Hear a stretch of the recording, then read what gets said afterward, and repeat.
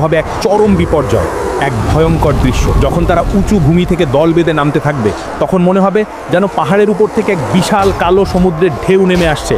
তাদের চিৎকার আর পায়ের শব্দে মাটি কাঁপতে থাকবে। তারা তাদের যাত্রাপথে যা কিছু পাবে সব কিছু ধ্বংস করে দেবে। সবুজ ফসলের মাঠ তাদের পায়ের নিচে পিষে ধুলোয় মিশে যাবে।